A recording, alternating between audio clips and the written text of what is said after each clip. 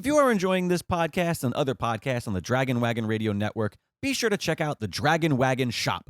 Awesome t-shirts and mugs from your favorite shows so you can tout your podcast pride all while supporting your favorite podcast network. And make sure to check it often for new items and limited time designs. Shop now at dragonwagonradio.com/shop and get your dragon swag on.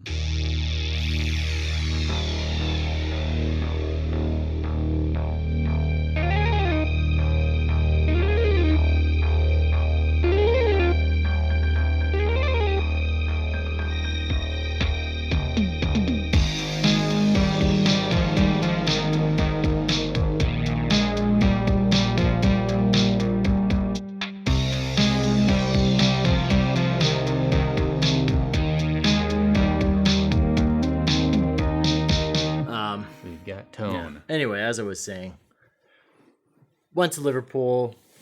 Mackie was like, I really miss Mark on the podcast. Bullshit. I don't believe that for a second. It's true. It's true. Mackie, back me up on this one. But, I mean, yeah, we do need to hang out more than just being on a podcast together. Yeah, but now you live like 1,000,000 miles away from me. It kind of feels... In a whole other city Oh, from you mean Los Angeles. actually in Los Angeles. I thought you meant because I've been in, like... Also, you've been... Europe a lot. Yeah, you've been jet-setting and gallivanting around the globe. Do you want to talk about that at all, or are you keeping that close to the chest for now? What you've been doing. I don't care. I don't give a fuck. I don't give a shit. I don't give a fuck. Welcome back. Yeah, shit. It's been like 1.5 years since we did this.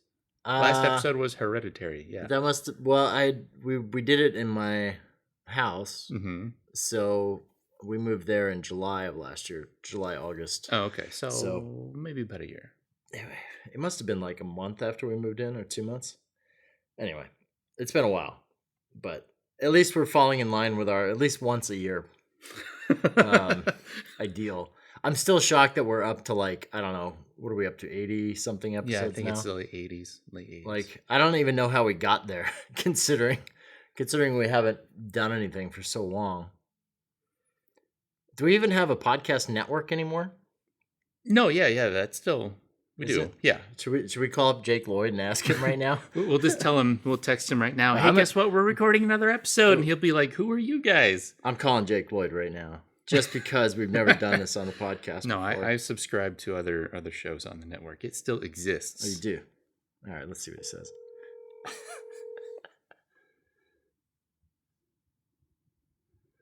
course, he's not going to answer. He's like... Chad Philip Peter. Oh my gosh, Jake Lloyd Bacon. And Mark, I'm here too. We're on the podcast. We're on the podcast right now just because we wanted to know, do we even have a network anymore? Yes. Yes. You do. I was telling him that we totally do.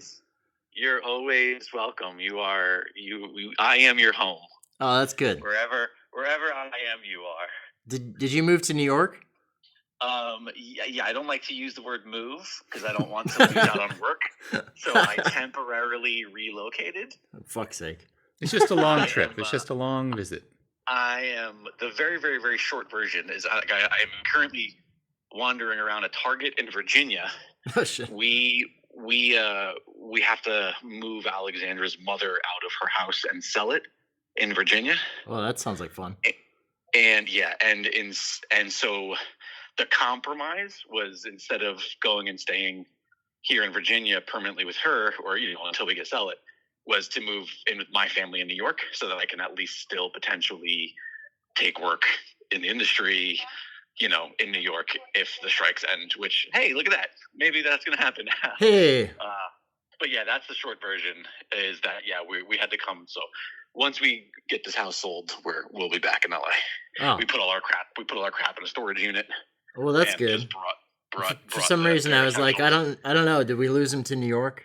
Not that that's a bad thing. I love New York, but no, yeah, I know. Here's the thing: is like I was telling Alexandra, like you might as well just die to all of the people that work in LA in the industry if you leave even for a little while. You might as well just...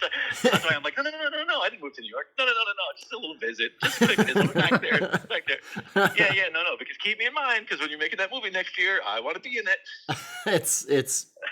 that's Truer words have never been spoken. And I guess Yes. the whole industry has taken several months off now, so everybody will be starting over. Yes, that's nice to know. At least we're all on a level playing field. Oh God! All right. Well, we just wanted to make sure we still had a network, but this has been pleasant. Man. If you want to do if you want to do more episodes, then you send them to me, and we make you and the cat make it happen. All right. Well, we've got one coming. It's in the pipe. Love it. I love to hear it. All right, brother. All right, but we'll talk soon. Bye. Bye. Bye. There. There's The Jake. first cell phone. There. See, we can have Well, that's good to know. other people on the show via cell calls and things like that. Yeah, it's true.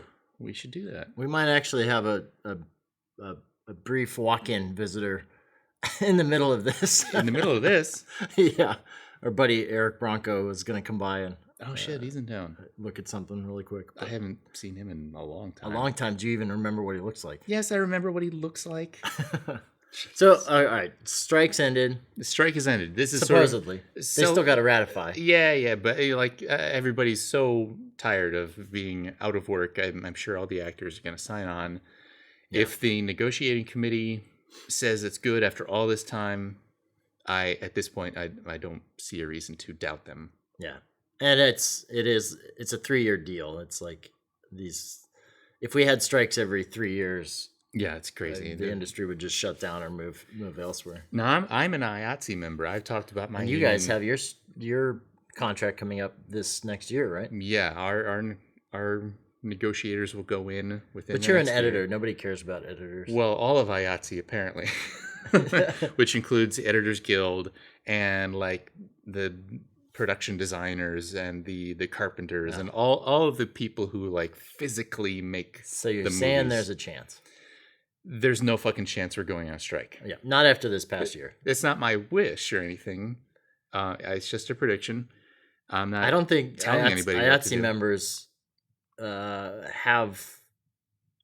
They certainly have guts for it, but I think after this past year, and seeing how much vitriol was coming out of IATSE members towards like SAG and the WGA for striking. It's that mistaken idea that all the actors are getting paid so much fucking money. No way. A lot of the actors, people you've never heard of, they're living paycheck to paycheck. They can't afford a big it was house. A broken residual system. Yeah. It has to be changed because it's not ever since like, the heyday of 90s television and TV shows that would just run forever and actors who had been on one, Hogan's Heroes once in their lifetime are still right. I mean, some 10 cents from that, in the 1990s. Toluca Lake in California, it's like kind of nestled in between Burbank and North Hollywood. Toluca Lake is an actual lake, and it's surrounded by homes that were paid for with Cheers residuals. Yeah. These are big, which nice, is unfortunate because that's where I wanted to move, and it's so expensive. No chance, not a chance anymore. Yeah, I mean, a few years ago, the last time IATSE was up at bat, we almost struck. Everything. Wasn't it the editors by themselves and nobody wanted to? Because being on set, the one thing you see is that no one respects post-production at all. I think that was the cycle before that where editors were kind of hung out to dry. Yeah. Where it was like 2019, 2020, something like that, wasn't it? The one before that. Like 19, I guess. So the last one was, I don't know. I believe the most recent negotiating cycle for IATSE, they were handing out assignments for when and where to go set up a picket line like the next day on Monday. And Sunday night, late Sunday night, they announced they came to an agreement. So we came really, really close to striking. And I went marching a few times for the writers and the actors this time because I feel like I missed my chance for my own union. Yeah. But we did it. I think I was the one that pushed it over the edge. Yeah, it was definitely. They saw me out there and they were like, "This guy, I don't like the look of this guy." When where did you go strike? Warner Brothers and Disney, just a couple times. Did you show up? They just give you what kind of sign did they give you if you're not SAG or WGA? They have a pile out on the sidewalk, and you can pretty much pick whatever you want. Pretended to be an actor and no. I actually made sure to go to go find one that had like an IATSE logo drawn on it or something like that. Somebody's thought I was a Teamster, and I'm like, oh, is that the logo? No, Like, no, do I'm I not. look like a Teamster? Maybe I do. I don't know. I didn't But do yeah, it because I'm DGA, and our guild obviously was like, yeah, we're gonna sign. I know one of We're the not guys. gonna support. I just assumed I would have gotten beat up in the parking lot or something by the other guilds. I know one of the guys who was on the negotiating committee for DGA this time, and they were the first ones to ratify their contract, and everybody was like, "Hey, what the fuck?" Yeah, Um, it felt And like he- they were he- all stabbed in the back. But he feels that they got a good deal for the directors. That's their only DGA's concern. always had a better contract than any other guild. That's true. In general. Like That's true. the rates that directors get paid is insane. I mean, it's But the all work is rare. It's the same thing with being Sure. a side actor who gets a job every so often. It's like, yeah, it pays a ton of money, but that's got to carry you through the year or more. For me to qualify for benefits through the DGA, I have to work 10 days a year, which It doesn't sounds sound easy. like a lot. Yeah, it sounds like 10 days. That's not a problem. Why can't you do that? But when the shoot lasts 9, you're you like, have fuck. to when one episode of TV shoots for like 6 or 7 days, Mm-hmm. and I guess if you get an episode of TV, you're set, because usually it's like you get the days you work, but you also get There's double pre-production. that. You get double that because you have almost equal amount of prep days, so you get 14 days out of 7-day shoot. Do they count the post days for that? They do. Okay, Yeah. 'cause, It's like you get the prep days, you get production days, and you get 4 yeah. director's cut days. If you're a typically. main director, like if you're a second unit director, you're not going to get any post, Sure. obviously. No. Anyway, yeah. So I'm glad it's over. I think it was time. Yeah, I think everybody's pretty glad, and that's what I was getting at before. As many people in IATSE that want some improvements in our contract, this year is not the year. Yeah. We will have nobody's support at this point. After this long, people have been out of work. I don't think we would never get the strike authorization vote in the first place. There's enough people within IATSE who don't want to do that. Yeah. But we're gonna have to make our wish list and hang on to that for next time or next time. I think there's been enough people struggling this past year. It's like if it didn't end today, like I'd be in some seriously bad shape probably next month. Like it's like I'm out of money. Right. By this point. We're in your We're in fancy- my office. office that you got to pay rent for. Yeah, that I basically signed a lease for the moment the strikes happened, and I was like, maybe this wasn't a good idea, And I was working no up layer, until more August. like no bank account. Yeah, I know. I was working until August pretty consistently, and then pretty much from then on, it was just dead. So Yeah, I really got lucky. Despite most people I know in post are still working or just finished. like I just finished my show end of September. Yeah, and it was supposed to end end of May. But what's going to happen when you don't have anything to cut? Because the shows aren't starting in like 3 months. You're going to get at least you'll get a short vacation. You'll probably be off for like 3 months. Yeah, well, I've heard about something that could be starting up in January. Oh, like okay. they've been kind of back in the writers' room already, That's and good. they're trying to do 2 seasons back to back. In case That's this kinda- happens again. Yeah, who knows why. So we'll see. I don't know. It's like not really been officially offered to me. Maybe they're like, oh, we remember that guy. Fuck that guy. Yeah. I'm sure that's how I think of you. Right. Well, that's why we don't record a podcast very Right. often. You remember the last time and you go, Jesus Christ, the guy won't shut the fuck up. How's Ashley doing? She She hasn't been on the podcast for quite a while. No. Well, Not since I was in New York, I don't think. You've In had that- 2019. You've had the audio recorder. I'm supposed to do it on my fucking Well, Xbox. no. I'll leave it at your house. Don't force me into it. She's fine. She's working. She's doing a thing for a company called Titmouse, Hey, which is always hilarious. an animation company, I assume. Yeah, animation company. They do like Star Trek Lower Decks. They do Big Mouth for Netflix, which I think they just put out their final season. But it's kind of a similar landscape in animation, where like the writers have been off of strike for a while now, and Yeah. they're able to pitch things, but voice actors are usually also SAG members. I Yeah. think they get a carve out for animation, for voiceover work and animation. So things can Yeah, is it move like a forward weirdly now. separate division or something? Yeah, I don't know. It's it's all legalese stuff. I'm not really sure, but she's been pretty busy with her job. That's good. Yeah, and she was on kind of an extended break before she landed this one, but she's doing okay. Yeah. Cool. And yeah, it does feel like kind of a relief to know that the business will be back at it very soon. Yeah. I'm excited to just do something.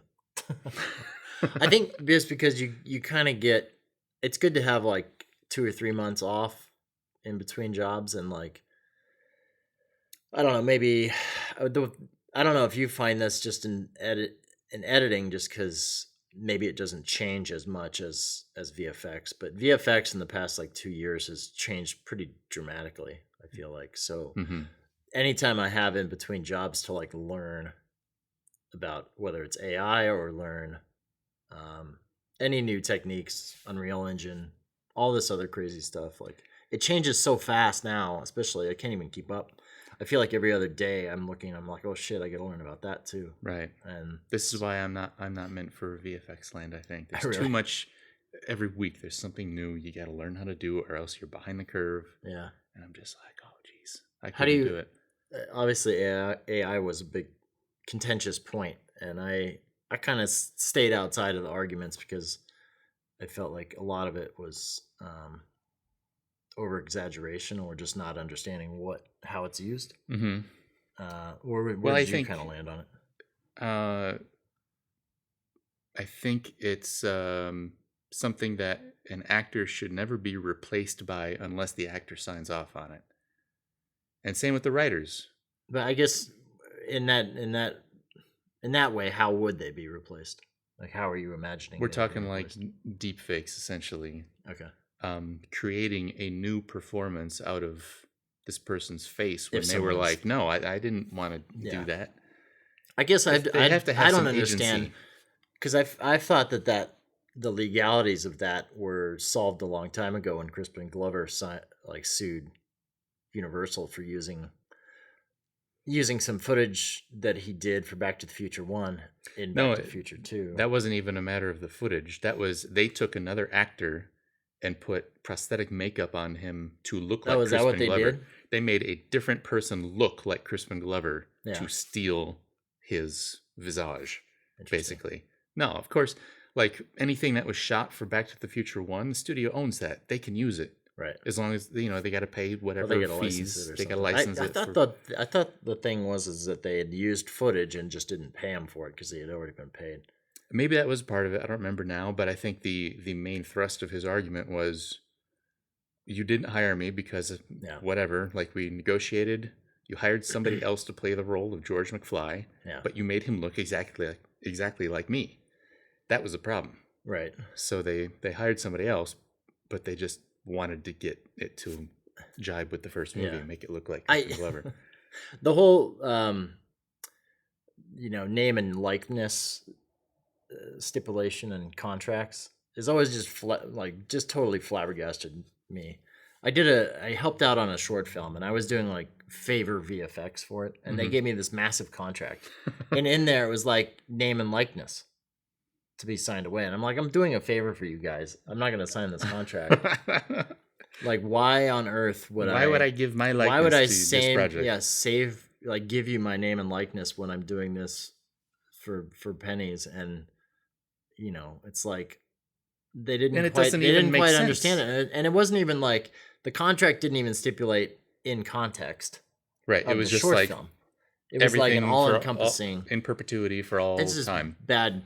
Well, I guess it's quote unquote a good contract for the company because then they can do whatever they want. But Here's what I have to say to that. Fuck the company. yeah, but that's I guess that's what is being fought for. There's some other stuff that I don't necessarily agree with, like with what SAG was trying to fight for. Because at one point I had read that they were trying to like basically end all digital manipulation of performances, which includes but wasn't necessarily stipulated, like things like retimes, editorial retimes, or like morphing from one frame to the next. You couldn't even do that anymore. I don't know where that ended up. I didn't hear that at all. But that was part of what they were going for, and I was like, well, we've been doing that for years and years and years. Well, and maybe sometimes you do. I guess, should an actor be made known of that? Okay, I could see an argument for that if it's changing their performance in a way that they don't necessarily appreciate, or But remember when they added a CGI tear to Jennifer Connelly's face in Blood Diamond? Well, that's what they did to like Keanu Reeves, and he found out about it or something, and he was like, "What the fuck?" I didn't cry in that scene for this reason or that. And sometimes it's usually, almost always, a producer's idea on set to go, oh, let's fix that actor's crow's feet or something. Sure. Well, yeah, there's a lot of de-aging stuff. Even when it's not a Marvel de-aging, it's just like, we need to make this person look better. Did we talk to the actor about that? CG makeup, essentially. And usually when I talk to the actor or their makeup artist, they're like, no. And at that point, I'll just ignore what the producer asks and just go, yeah, no, that's not something they want. Well, I wonder if that was something SAG was arguing for. I wonder if that means they just wanted to create a very solid base across all of their performances and all of the contracts, like before they go into negotiate further. Yeah.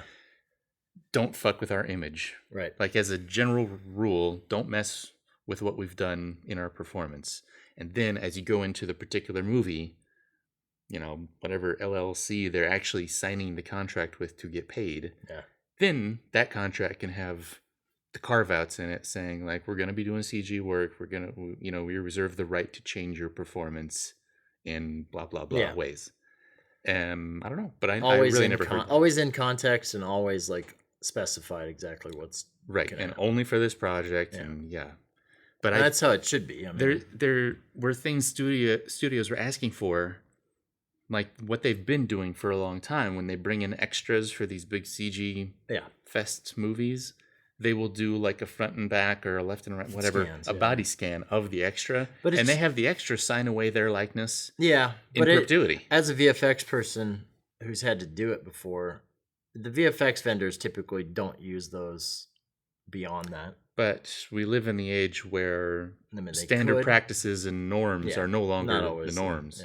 And if they can save money in by using extra scans from 10 years ago and not pay those people again, they'll fucking do it. And it's just kind of like putting in these protections so they're not taking advantage of literally every person they can on the way down. I guess, and I don't know exactly what the contract is they argued for. In a lot of ways, though, that's going to force a lot of use of like digital humans that haven't been scanned. Mm-hmm. Like just straight up CG humans in the background. I think what you were just saying is like a lot of VFX companies don't want to do that. They're going to redo scans every time. Well, they want to because they can charge for it. If they use old shit, they can't necessarily charge for it. If they're already doing that, it's just kind of like solidifying that practice, and they should keep on doing that every time. I just got back from the UK and we stopped by this scanning company that does like scans for actors on bigger projects, and they had mentioned that one thing that I think it's CAA is looking to do soon is like collect all their actors' scans and basically essentially license them out to projects, so that they own the scan and they can send a hard drive over to whatever show is using it, and they use it for that particular thing, and then they ship the hard drive back at the end. Right. Obviously, and things can be copied from hard drives, and the person who was scanned will get like a little piece. They'll basically just like renting yourself out. Right. Yeah. Turning yourself into basically an Uber. Being a whore. Yeah. Come on, it's just a job. Which we're all just whores. But that's kind of, I feel like where the industry's going anyway, and I don't know. I think that if you've done crowd shots before from the editorial point of view, and I've done crowd shots from the VFX side of it, and there's never any.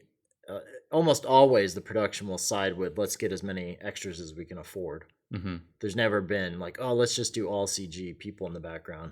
It's like, yeah, it doesn't look great. It's a ton of extra work. It costs a fortune. I've been on. It's so cheap. It's so much cheaper to hire a real actor than it is to do the. I've been on some CG stuff version. where the VFX supervisor is saying the direct opposite. Well, Where they're going like, well, yeah, to like match the fog and the atmosphere and to like get the comp right and all this stuff. Like, it's gonna be a lot easier if we just make this shot 99% CGI, well, and not try to match it. To but anything. that's a little different if you're talking about like matching atmosphere and stuff like that. It can be. It certainly can be easier and cheaper to do it. But like, I guess I'm just saying on like a crowd shot or something. I mean, digidoubles are expensive. They're getting cheaper by the day, and AI is helping with that to kind of expedite the process. But it's still. Have they figured out the fingers thing? You mean like the like 12 fingers? They're getting there. Yeah. It's I don't know. It's gonna get there real fast because it's already. Yeah, it's sort of an exponential process. Movie making's already at a point that I think anyone who's like 10 years old today could in 10 years or literally now, if they knew how to do it, make a movie that looks like a Marvel film using AI and digidoubles and metahumans, whatever, through Unreal Engine or what. They could make their own movie and act it out and just put a different face on each actor. Right. They could act every single part in their living room. And, it would look like that Aphex Twin video.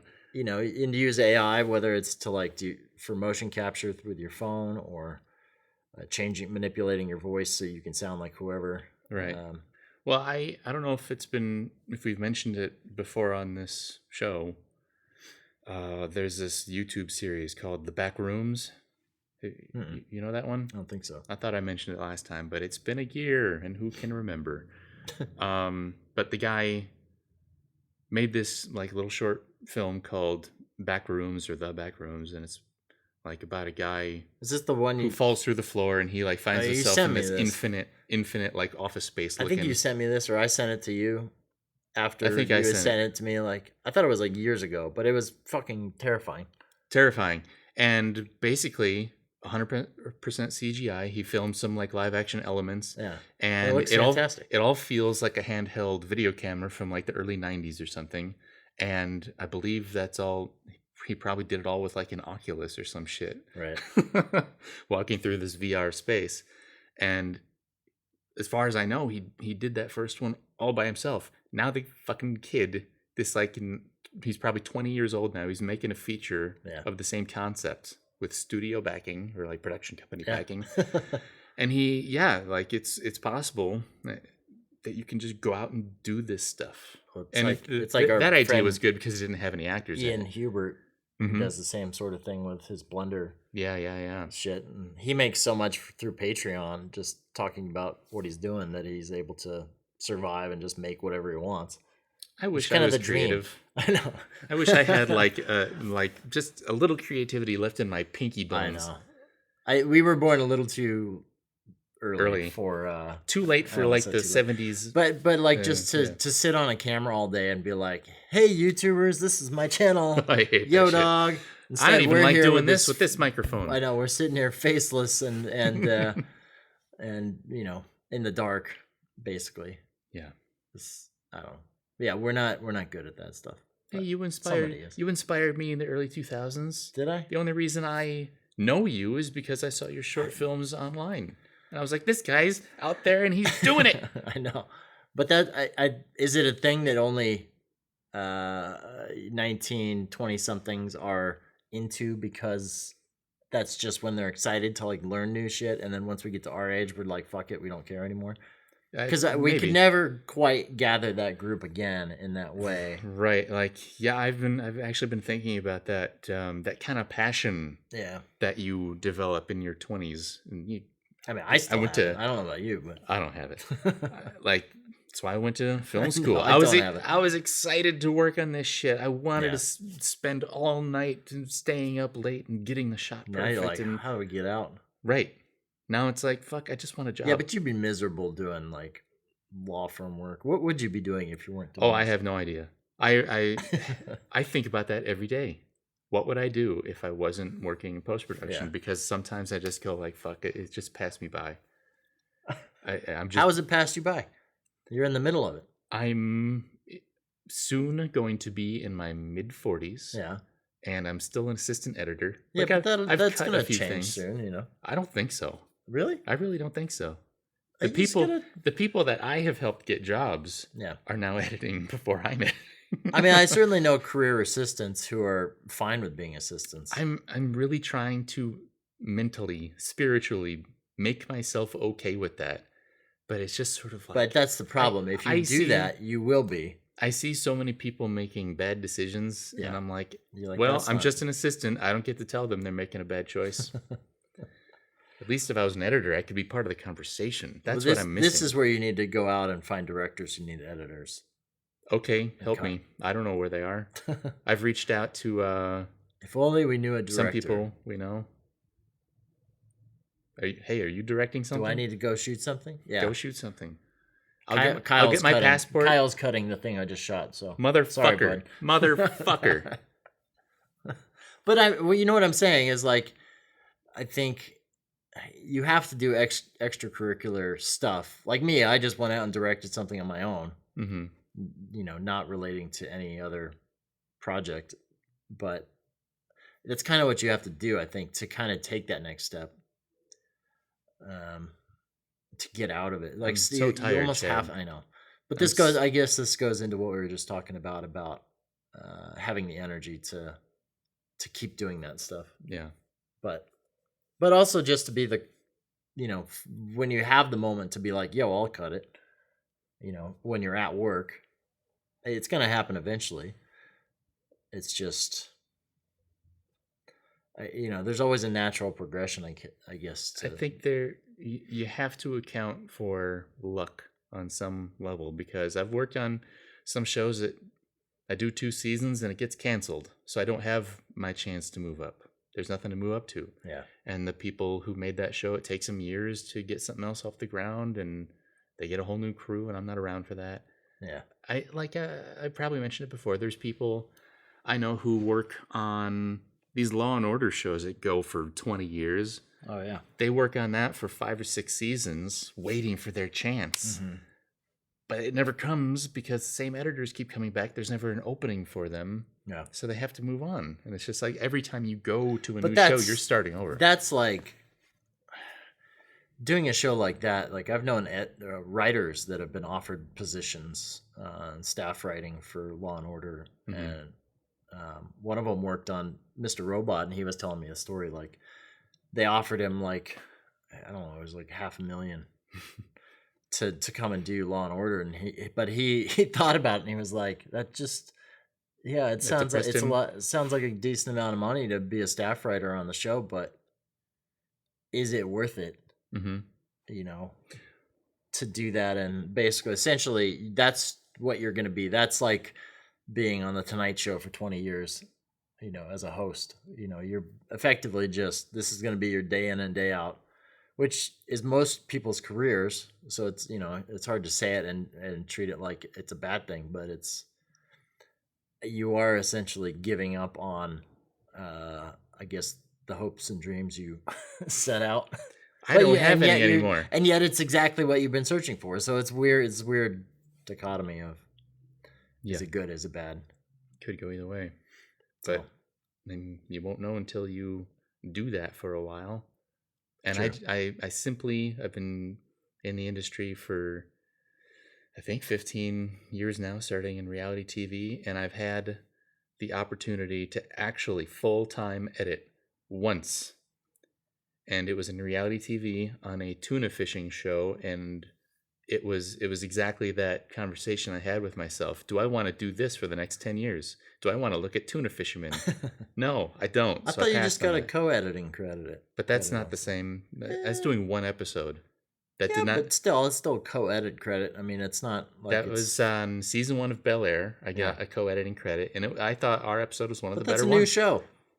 Well, they went on to make season 2, and they didn't ask me back. Oh well, That's their loss. But that's what I'm Nobody's talking watching about. that show anyway.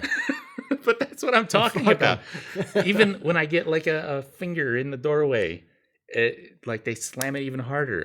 It's not happening for me. I don't know what to tell you, Chad. Well, it's this attitude. We need to get rid of this attitude. What attitude? This it's not happening for me attitude. You got to slap it in the face. Are we just gonna talk about my failed career all day, or are we gonna No. watch a movie at some point? Is that what this podcast is? I don't remember anymore. No, we just shoot the We shit. can watch now. a movie. We can get into it. If you don't want to talk anymore, it's cool. I'll get it. Now you're just embarrassing me. What are we watching today? Oh, we're watching a movie called The Watcher. The Watcher. The That's Watcher. okay. Yeah. Should we just put it on? Let's just put it on. All right. This is, I know a little bit about this. It has, what's her name from It Follows? Sure does. Micah Monroe, right? Yep. Yeah. And they're doing a sequel to that, They're doing a sequel. They Follow, right? which you told me about and I haven't looked into, but it sounds horrible that they would even consider it. Is she even going to be in it? I'm remembering the story. Yes, she is going to be in it. I'm remembering the story of James Cameron pitching Aliens, where he wrote the word alien on the whiteboard and then an S and put a $sign through the S. I'm imagining the same pitch with It Follows, which probably didn't make a lot of money, and he has to erase the whole title. Did he write they in money with like dollar bills? But then he X'd out the S in It Follows, which is the opposite. I don't think they're going to make any money from it, but I could I'll be watch wrong. it. I'll watch Was it. that an A24 movie? It Follows? I mean, it was my favorite don't- horror film of the past, like, who knows how long. I don't know if it was. I don't remember now. I don't think it was. But it's the same director, I assume, Yeah. Who did who did the Dog Killer We've done movie? both of his movies, Under the Silver Lake. Under the Silver Lake. And I guess this is his third This thing. is him going, I could never raise money again because my last movie nobody saw it. Yeah, So, you're only as good as your last picture. and we're kind of in that world where if you don't make a good movie for every single movie you do until Marvel signs you up for the rest of your life, which I almost feels like the Law and Order of directing. Should we even talk about the Marvels? Did you read that story Jesus. about the director of the Marvels? Oh, She basically came out and said a while ago she only took the job to pay off her student loans. really? And then she's There's more nothing wrong recently, with that. more recently, not at all. More recently, she said she wasn't really present throughout post. Oh, well. And there's a part of me who was like, "Good, stay out of post. Let the editors do their fucking thing. We'll show you the movie when it's done, okay? Oh, man. You can give us notes later." As a director, I am insulted. But I mean, no, obviously, a director should have a lot of input during post. But yeah, but I sometimes guess they're that's just like, if they're allowed to have the same amount of input in production, because most of those directors who are hired like that, they're just there to get the movie made. They've always got producers and just sat over them going, yeah. if you fuck this up, we're gonna take it over, or if we don't like that idea, we're gonna change it. It's like, do they have a voice? Especially if you've got Marvel, which is so highly controlled by Kevin Feige. Like, I feel like he's really directing everything ultimately. Maybe, yeah. There's He's certainly not on the days. they're heavy-handed about it for sure. But I think like even the Eternals, it's not a great movie, but it had a director's voice in it. And who directed the Black Panther movies? I'm blanking on his name. I think you can see that guy's voice in those movies. Yeah. They all still feel the same to me. Even if someone else comes in and like layers in their voice, it still feels like a Marvel movie. For sure. Which is strange because I guess they shouldn't. Even like even the Taika Waititi Thor movies definitely have his for sure, thumbprint, especially when you look at the Kevin Branagh ones. Oh yeah. Or did he just did the first one? Just the first one. It's like such a different style, and the humor wasn't there yet. Mm-hmm. But I guess I don't know. Some of them they're like different. Like 50% feels like a Marvel movie, and 50% can feel like the director's vision. Yeah, to some extent. Guardians felt very different than everything else, but now it feels like the same. I think the Star Wars movies And the shows they've been struggling to find people who they can sort of integrate well with, as well as it's worked with Marvel. And your opinion of the movies themselves can vary. They're not all great. Yeah. I have not seen the Marvel, so I don't have an opinion. But they famously or infamously, Disney was firing all these directors and replacing people like the Solo movie. Get rid of those guys and put in Ron Howard. Phil Lord and Yeah. And they've gone on to make the Spider-Verse movies. And it's not that they're bad directors. It's just they didn't work well with what they. It's kind of like with wanted for Ryan Star Wars. Johnson. Like there's people out there that absolutely hate The Last Jedi. Yeah, the I man still who think- ruined Star Wars. And whether or not that's true, I guess is up to certain people. I think that he injected the most originality into any of those movies. However, the last three, it was definitely the most interesting one. Yeah, but Wasn't perfect. I wouldn't put it alongside of the originals and say this feels like it belongs with the two.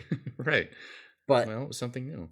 it was something new and it was interesting, and I guess maybe that's where something like that, where you've got to toe the line of what the originals were. I don't know. I think that maybe that's why Star Wars struggles so much, because even Rogue One felt really different, even though it's my favorite of the new movies. It somehow felt even more epic than any of the original ones. It just feels different. Yeah. Ultimately. So I don't know. Has Macon Monroe ever been in a Star Wars movie? Not yet. I think everybody will be eventually. Is The Watcher a Star Wars movie? It is. Wow. How did you know? All right. Should we watch this thing Let's just now? do it. Jesus.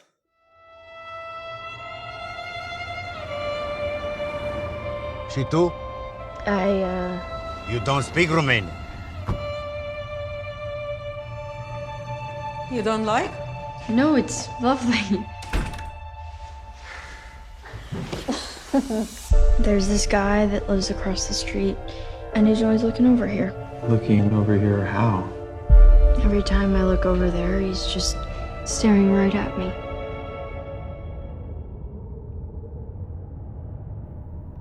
Hello, darling. Any reason in particular you're standing in the dark? Do you feel like coming in for a drink? Yeah. Have you noticed anyone watching you in your apartment? No.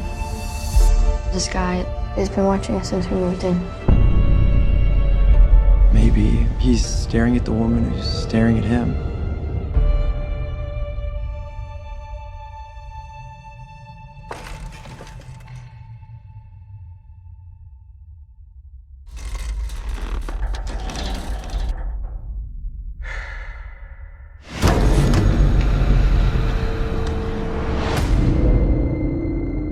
What's happening? They found a woman murdered in her apartment. They're saying the woman had her head cut off. A man at the movie theater followed me into the supermarket. Followed you? That's him. I need to know for myself that he's been following me.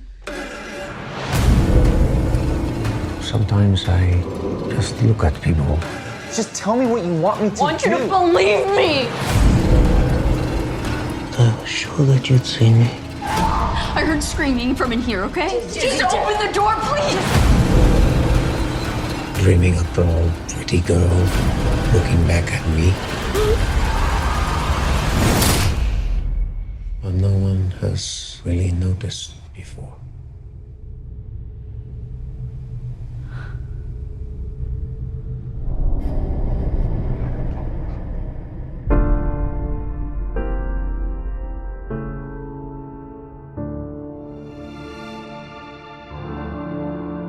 All right. So I never want to visit Romania after that. you wouldn't want to go to Bucharest? I've heard it's a wonderful place. Maybe it is, but this is not going to find itself on the travel website. The travel log? Yeah. Is that just because? Because why? It's full of creepy people who stare through your windows. And they're a lot creepier than you ever thought. That's just what Americans do to make other places seem less viable for survival. and literally underground sex clubs that operate at 2 p.m. Because, hey, somebody's got to be in a sex club. Make it sound like a bad thing. Yeah, anyway, I mean, I thought this movie was really simple, really well done. Yeah. It kind of revolves around that. I think what first drew me towards it was kind of the Rear Window vibe. Mm-hmm. It kind of falls in that landscape of films that are... This definitely, yeah, it's like Rear Window and Polanski kind of coming together. Just that they're all very simple stories. I mean, this one goes outside of that quite a bit. Like, it's not like she's in the apartment building the entire time. You know, but you can... 75% of the movie is inside this apartment. Yeah. You have a bunch of notes there. Not a bunch. I have like 3 notes. You have a lot of things that are scratched out too. What? That was stuff that was on the sheet before. I do want to clarify, this movie is just called Watcher, not The Watcher. The Watcher. I'm sure there has been The Watcher before. It's probably some terrible. I think The Watcher is a movie on Netflix, which is based... Is it like sort of some on a true outline story. of a guy in a raincoat? No, I with don't a think knife so. or something like that? No, the one on Netflix I heard was really horrible because it's based on a true story that has no ending. Oh. So when it ends, you just go, what, that's it? But I haven't seen it, so I really can't say. That's what I've heard. Micah Monroe? Was it Micah? Micah or Micah? Yeah, like Micah. Micah. Like, That's Micah what's the... Monroe. No, what's that like rock that kind of shreds itself? It's like mica. I have no idea what you're talking about. I don't know. Whatever. No. What am I, a geologist? Maybe. What do I know about rocks and stuff? Yeah, sure. I mean, this could be the spiritual successor to It Follows. It Follows. There's a lot of following, a lot of out of focus people in the background. It could be the actual sequel. She's a little traumatized. She leaves Detroit or wherever they filmed It Follows, and she goes with her boyfriend to Romania. No, maybe. Okay. The character in Watcher is the person who made the movie It Follows. She was traumatized by the experience, so she quit acting. Yeah, went to Bucharest with her boyfriend. One of my notes is regarding a tattoo she has on her hand. Yeah. I think the whole thing says Vini Vidi Vici. I came, I saw, I conquered. And that's probably just Micah Monroe's real tattoo, which is fine. But I think it is kind of ironic for that character who is a failed or perhaps just like a burned out actress who quit the business, and she still has this tattoo that says she came, she saw, she conquered. It's just sort of funny to me. It's like the opposite. Right. So you're not going to get that tattoo in regards to your editing career? No, I'm not getting that tattoo. Tattoos are entertainment for the morgue. That's what I think. First film by director Chloe Okuno. Mm-hmm. Apparently a LA native. She's made several shorts. She made one of the VHS segments in VHS 94. Huh. I don't remember which one. I haven't seen all those movies. I mean, it's extremely well thought out. Like, I would say the only real complaint I have about the movie, and overall I really dig it. This is thumbs up for me. But it is a little tedious when it doesn't have to be. It's kind of like drawn out, which feels like first time feature filmmaker kind of mistake. Mistake? Yes. The pace is not strong really word. Yeah, but isn't that kind of goes hand in hand with what the character's going through? It's like she's kind of stuck in this place. Mm-hmm. It just felt lethargic, though, at times. It does fall into the trope of simplifying people. Like, she either just doesn't have the energy or whatever to go out and experience the life of Bucharest and get out. She's mostly just... It does kind of make you wonder, she agreed to come here with her boyfriend, fiance, whatever, who got this job in Romania. For the sake of his career, she's throwing her career away, going with him, and she knows nothing about the place, doesn't know the language all that well, but she learns a little bit more, which is kind of a plot point. it just seems like she was completely, utterly unprepared to be in this foreign country from the word go. It's like, maybe you shouldn't have.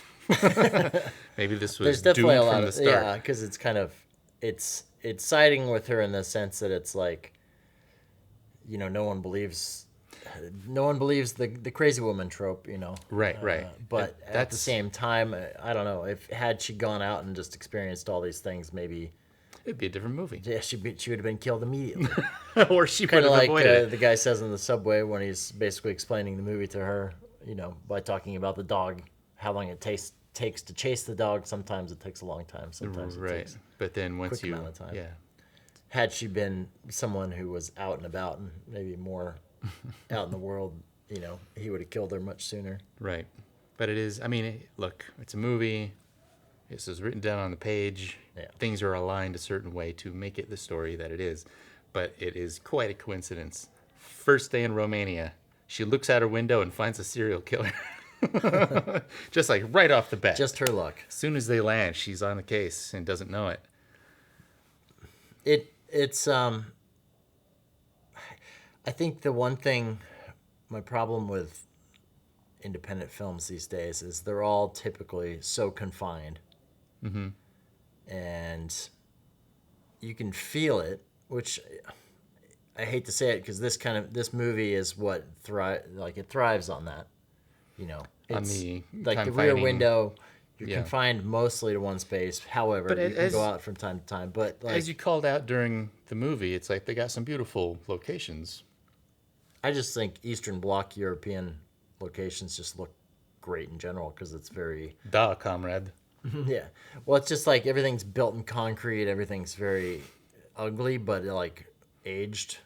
Sure. It's definitely an From aesthetic. shitty weather, and Even if someone doesn't like it, it's definitely a thing. we've seen Los Angeles in movies too many times, so Yes. it's nice to see Bucharest. Well, I think that's like they took advantage of where they were, knowing that most of the time they were on the set of the apartment or whether that was a real building. I have no idea. You were spotting a few blue screen leftovers, so it's probably a set. You think? I think that some of the stuff inside the apartment they had blue screen out the window, Or and I only they say that recreated- because there was like a magenta tinge that happens when you despill blue screen. You heard it here, folks. Chad hates the VFX. This movie That's sucks. not true. I thought they were very well done. They were very well done visual effects that just, I think, needed a little bit of extra love. Well, but no one outside of the VFX people might notice that. So honestly, I didn't see any artifacts of and something if I'm like wrong, that's even better because then then you're just making shit then up. I'm just making shit up. I was spotting. And Chloe is sitting there listening to this, going, Hey, what "This the guy, fuck? this fucking asshole." We went to the expense of shooting everything on location with no in camera, or no VFX, and this asshole. But Chloe, if I'm right, give me a call. I'll work on your next movie. And make better. But they took advantage of some locations in Bucharest, which is nice, but in other parts you could see the low budget nature of things.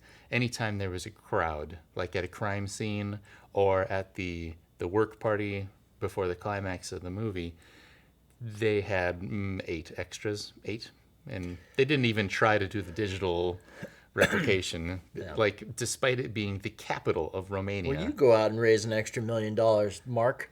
I'm just saying you can see in certain things. Like if they had just stayed away from the wide angles where you couldn't see how small the crowd was, then it wouldn't have even come up to me. I was okay with it. I felt like it was spaced out in a way that made it feel claustrophobic still. Like it didn't feel like it didn't feel so bare that it felt like a student film. No, that just not straight like up that. didn't have enough people. But it definitely. I know what you're saying. Like usually you're expecting like Batman Begins, like gala. Bruce Wayne's at the party and surrounded by 300 people, and Joker walks in. Maybe it all makes sense. This guy in the movie who got the promotion and had to move there, he's working ungodly hours, working till 10, 11 p.m. every day, and that's why she's so alone. And maybe it's because the company is like going under. There's only that many people that work there anymore. Could have been. Like they really had to scrounge to get that many people They had to get at them a party to move for the from New holidays. York just to come Yeah, just to like take up live the in chair. Bucharest and fill up that 8th chair. at They're work. all really trying the bootstrap method with this company. It's not working. Whole thing is going under. And that party was like the end of the company. They spent the last of the petty cash for the 10 people who showed up. What other movies like Rear Window are out there that are like modern? You think? Well, it wasn't Well, there's was the it one with Suburbia? Was that the name? Disturbia, not Suburbia. Disturbia, the play on the word suburbia. Disturbia with Shia LaBeouf. The Beef. The Beef. That was basically a remake of Rear Window. Yeah, with that was him as a straight up yeah remake. I feel like there's gotta be more. I was trying to think like beforehand, like what other movies fall within that realm. I mean, I'd be shocked if it wasn't like something she was thinking about when she wrote this. How to do something in that vein. You know, that the inner courtyard where she's looking out the windows, looking from window to window. I mean, that's pretty blatantly in the same vein. Yeah. But it's sort of part of this subgenre of apartment thrillers where you're sort of not trapped in the apartment necessarily, but the thing that this movie gets so right is it really isolates Micah from everybody. Her boyfriend's always at work.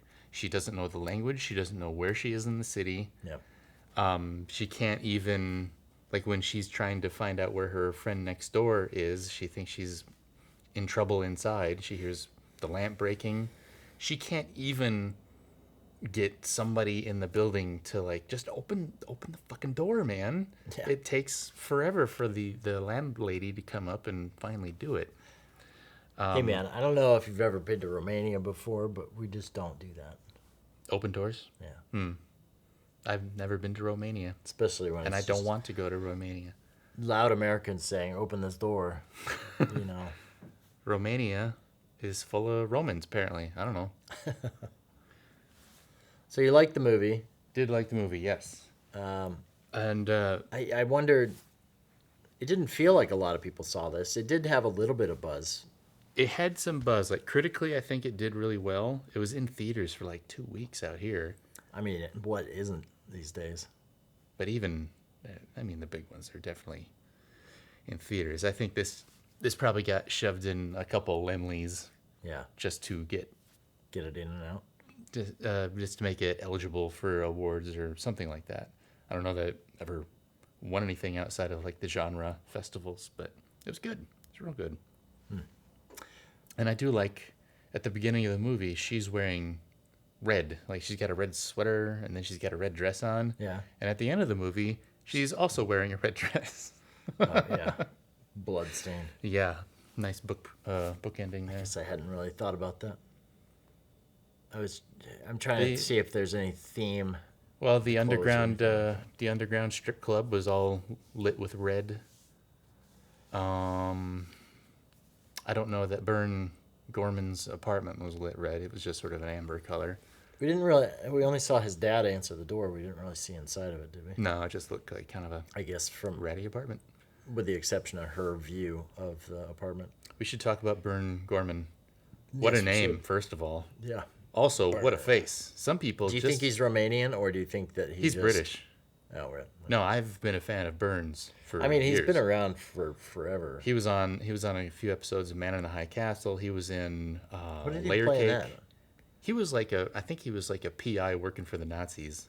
He was only in like 3 episodes. I don't remember him being in it. First season. I watched it, but yeah, that's why. First season. But he just has I think he's done some comedy work. Not much. I think he kind of leans more towards like the tough guy or even the politician. I know he was in Dark Knight Rises. He's probably, I would imagine that he's actually a sweetheart in real life. Just like every other character interview. Yeah. Actor that plays that kind of role. Like, yeah, they're usually like the nicest, sweetest guys. But sort of like who played Gus Fring on Breaking Bad? Right. He's kind of like built for that kind of role. He's I'm sure capable of anything, but he just puts on that Gus Fring face and And chilling. suddenly you're like, holy shit. And Burn Gorman, who plays the Watcher of the title, he's got a similar presence. He can show up and just stare at the camera, and you just feel a little unnerved by him being there. Yeah. Well, he's got an incredible look. Yeah. I mean, if he had been an actor in the 1930s, and I think he would have been. He does a fair amount of period pieces, I think, because he just feels like a man out of time. Yeah, he does. He's got that face of like, you know, what was the movie? Was it Dial M for Murder or M? Something like that. Which one? The one with Peter Lorre? Yeah. That's M. Yeah. M. Yeah. Dial M for Murder is a Hitchcock movie. Because he had that kind of face too. Mm-hmm. Peter Lorre did. I think like it'd be. There's not many actors like that anymore that you feel like, oh, that person's from a different era or different time. Right. Michael Shannon, he's got a very distinct look, but I wouldn't say he looks like an actor from the 30s. I feel like he's just a modern day weirdo. And yet, I could easily picture Michael Shannon being in like another version of Grapes of Wrath or something. Oh, for sure. One of those guys, one of the Okies. Yeah. Coming to look for the Okies? Yeah. Isn't that what that was all about? People from Oklahoma coming to California for farm jobs? Is that what they did? I think so. I read the book and I saw the movie. I'm pretty sure that's what it was about. It's been a long time. They were running away from the Dust Bowl, you know? They had to go to where the jobs were. If you say so. Okay, that's what Grapes of Wrath is about. Even if I'm wrong, that's what we're establishing here. All right. Yeah, I don't really have anything else to say about the movie besides the fact that I remembered seeing it and going, oh yeah, this feels like something I would like. Like completely your shit. Yes. Yeah. Even before seeing it, I kind of just from watching the trailer, I was like, oh yeah. Right. Well, the direction really. Like in the last half, you can kind of see all the pieces falling into place. Did it surprise you at all? Like her getting her throat slashed? Yeah. It's too late to call spoilers on this. Well, people should know. People have been listening to this podcast for ages. They might have forgotten in the past year that we spoil movies, but yeah, that I had a big reaction to her getting her neck nicked. Yeah. A little bit, and it was still enough to lose about 3 gallons of blood. I guess her arteries are a little close to the surface there. Yeah. I do think it was her plan to make it look like she died. Yeah. I think she played dead. Yeah, it did. I mean, that's got to take some balls, like knowing that you're leaking that much blood to take your hand off your neck. And then hold your breath and lie there. And then just pretend to be dead. Play possum. So you think that's what she did? Yeah, I think so. And the way they get the surprise, yeah, she learns how to act again. She's like, "Fuck this! I'm gonna go back to acting." In my first role, I will play dead. But yeah, with the fact that we're not given any reason to think she's faking it. We see her basically die the way he sees it. That's how we get that big surprise of the gunshots through the door, right? Because we think. I don't know, the boyfriend is approaching the Watcher and he's just going to get stabbed or something. And then bam, bam. Yeah. So that was surprising, or did you expect it? No, I didn't expect it. Because you did when the gun showed up earlier in the movie. You're like, oh, look, it's the gun. And we're not going to see that again. That's the rule. So when you establish the gun, it has to get used. Otherwise, it's like having an extra character in the movie. So even though they established it, it still surprised you. Yeah. Well, that's good. Well, because they were still having her crawl towards it, but then she failed halfway there. So you're like, okay. I mean, the only way they're going to make you think that she's dead is by having that amount of blood. Because if it was any less, you would have been like, oh, well, she's still alive. It was a puddle. It was an expanding pool of blood. It was like, I don't think she's going to make it out of this. Yeah, she should not be standing. Even now, I'm like, I don't know that she survived this movie. She may have killed the Watcher, but she killed him and then probably passed out. Blood is still going everywhere. Yeah, but I all think over that red dress, the white dress turned red. The real lesson of the movie is, if you think a person is creepy, you're right, and you shouldn't talk to that person. Yeah, don't question your girlfriend if she says. Indefinitely, if you see a strange person who dares to look back at you, definitely call the police. You call the police. Call the police. Yes. Because that creepy guy is absolutely a murderer. Yes. That is the thesis statement of the movie. All hands down, every 10 out of 10, always a murderer. Never a normal person. I'm lucky I'm not in prison right now. In fact, if you're standing next to Bern Gorman right now, call the police. He claims he's an actor, but I think it's a little too method. Perfect cover to actually get away with everything. Yeah, exactly. No, officers, I swear, I'm just an actor from England. What else has Micah done besides It Follows? Independence Day 2. Oh, wow. Uh-huh. Yeah. A movie called Flashback with the guy from It Follows, which is sort of like a reunion piece. I haven't seen it. Oh, is it the one... Didn't you sent me this trailer and we watched it? And I was like, oh, that looks really cool. And then I just disappeared from the face of the earth. Well, the reviews were horrible. Oh. It did not. Apparently, it wouldn't be sucks. the first time that we've seen a movie with bad reviews that we ended up liking, though. I don't know. This one is universally pretty not well liked. She was also in a movie I saw last year called Villains with the guy who played Pennywise in the new It movies. What's his fucking name? I know who you're talking about. about. The Swede. The weird the Swede guy. Yeah, the one who can go lazy with one eyeball. God. That was a fun movie. It's not great, but it was a fun watch. There's another one that I think it was. Did Cassavetes direct it? The new one. She's like tatted up. Tatted up. It's like her and somebody else. I have no clue. Don't know. I think it came out last year, but I don't, or maybe this year.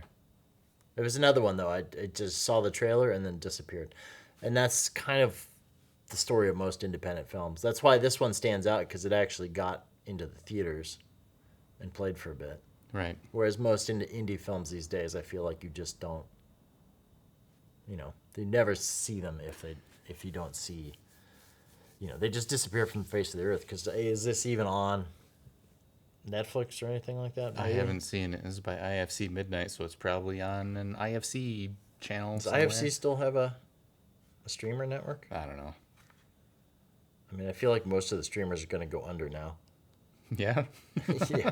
Well, because now that they have to pay what SAG actually wants, I feel like now they're some sort of residual structures. Their irresponsible business model that they already built and I don't threw think money into. They've never been in the black. Everybody's always been in the red. Yeah, and that's why they're all complaining. Oh, we can't survive. Well, now we have to share our viewership. Oh no, you shouldn't have existed in the first place. You had a business model that didn't work. Right. So it's good that it's going to be bad for us because there's going to be less being made. However, prices will go up on Netflix. They go up every couple of years. Everybody who got promoted this year is going to have to demote. So I'm sorry, you're going to go back to apprentice editing. Oh, and you're never going. Joke's on you. I've never been an apprentice, so I'll be demoted to unemployment. Oh, yeah. Yeah. Good pick. I liked it. Good hanging out. Yeah, of course. It's been a while. Let's do this again sometime soon. What now? I don't know how to talk about anything normal besides, movies. Isn't that how this ends? I don't remember how these end.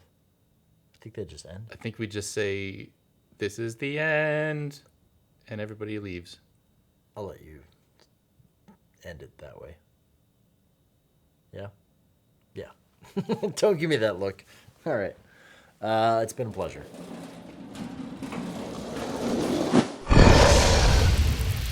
It's Dragon Wagon. If you are enjoying this podcast and other podcasts on the Dragon Wagon Radio Network, be sure to check out the Dragon Wagon Shop. Awesome t-shirts and mugs from your favorite shows so you can tout your podcast pride all while supporting your favorite podcast network. And make sure to check it often for new items and limited time designs. Shop now at dragonwagonradio.com/shop and get your dragon swag on.